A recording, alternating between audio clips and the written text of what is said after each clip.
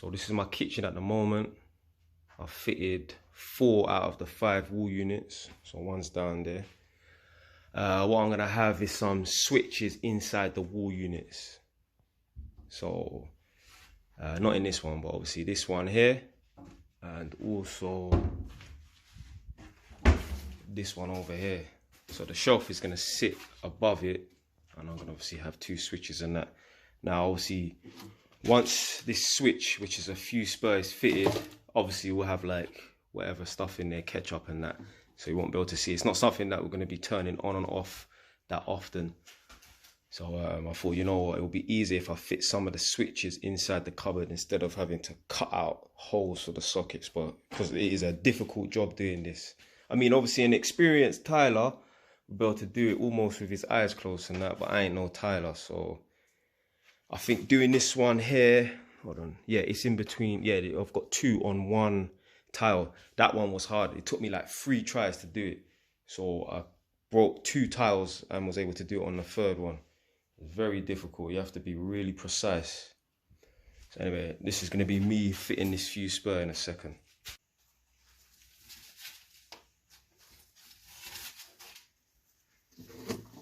So this one here is the load. Now obviously if you're not an electrician, you're not going to know what the load means, but basically this is the cable that's going to the appliance that's going to be switched on and off. In this case it's the washing machine, which is right below.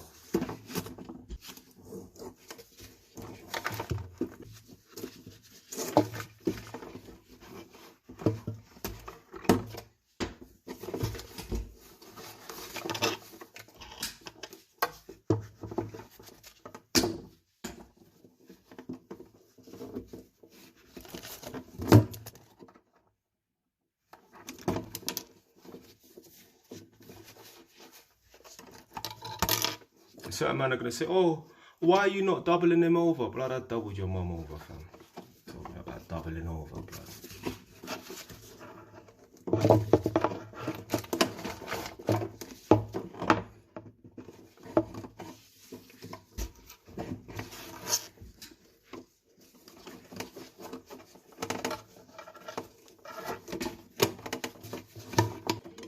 Now the reason why one set is red and black and the other set is brown and blue is because this is the existing original circuit. These are new cables. So what I did was I extended the circuit by moving a few cables around and that.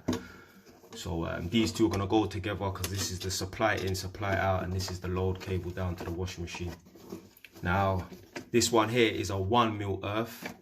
And this is a 1.5. Now the reason why this is a 1mm earth is because this property was probably rewired, well, wired originally probably about 40-50 years ago, and back then they used to use 2.5 cable with a 1mm earth instead of nowadays 2.5 with a 1.5 earth.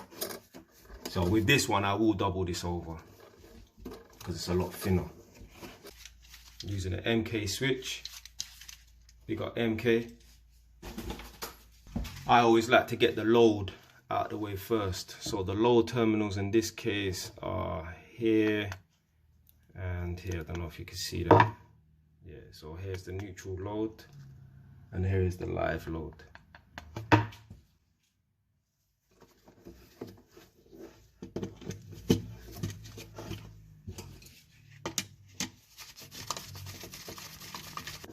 Neutral supplies at the bottom.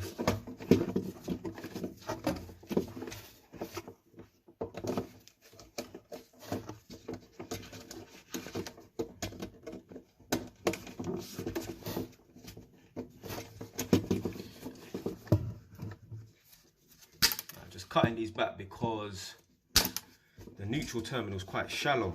I thought it would be a bit deeper than that, but it's a bit shallow.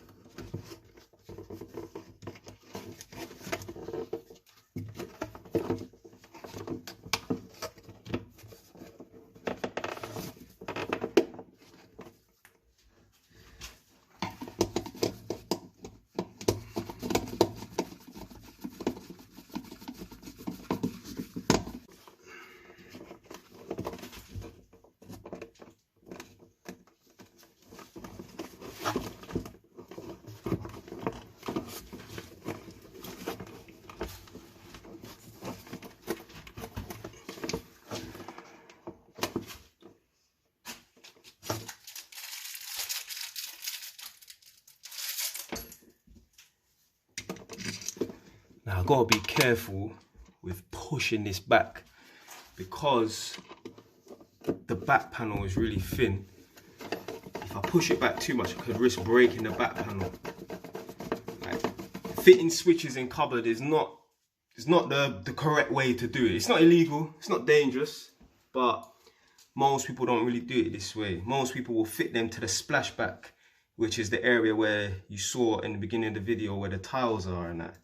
But if I fitted them to the splashback, then that means I'd have to cut an extra 3 holes for the sockets and the cooker switch and the fuse spur, and I ain't got time for that.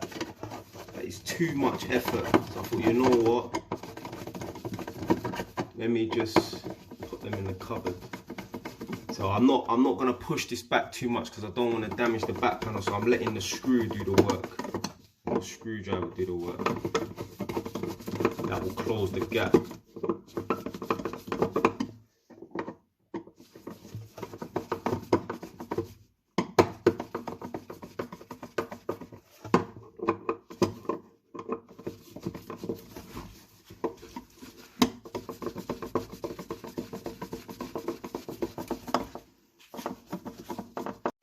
Right, this is the finished article.